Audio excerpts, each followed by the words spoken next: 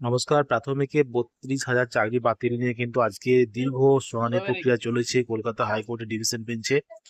তো সেখানে কিন্তু দীর্ঘ ২ ঘন্টারও বেশি সময় ধরে আজকে আর্গুমেন্ট হয়েছে। বিভিন্ন বিষয় নিয়ে আলোচনা, সওয়াল করেছেন আইনজীবীরা।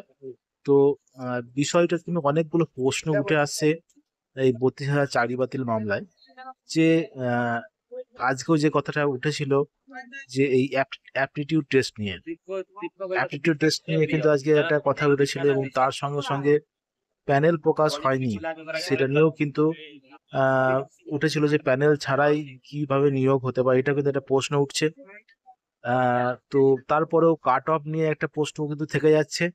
বিভিন্ন বিষয় নিয়ে কিন্তু প্রশ্ন উঠছে, এবং তারই মাঝখানে এগুলো পর্ষদের আজকে যে বিষয়টা, যে প্রাথমিক শিক্ষা পর্ষদের আইনজীবী কিন্তু এই বিভিন্ন বিষয় নিয়ে কিন্তু আজকে সওয়াল করেছেন, এবং পরবর্তী দিনেও কিন্তু করবেন। আগামী 20 তারিখে 20 মে সেদিনও কিন্তু চলবে শুনানি প্রক্রিয়া, এবং তার পরবর্তী সময় পিটিশনারদের আইনজীবীরা কিন্তু বলবে, সুযোগ পাবে।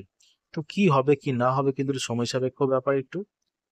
অবশ্যই এটা বিচারপতিরা ভাববেন, মহামান্য আহ বিচারপতিরা কিন্তু সেই বিষয় নিয়ে অবশ্যই সঠিক বিচার করবেন আশা করা যায়। তো প্রশ্ন থেকেই যাচ্ছে অনেক। তো তারই মাঝে কি হয় না হয় সেটাই কিন্তু দেখার।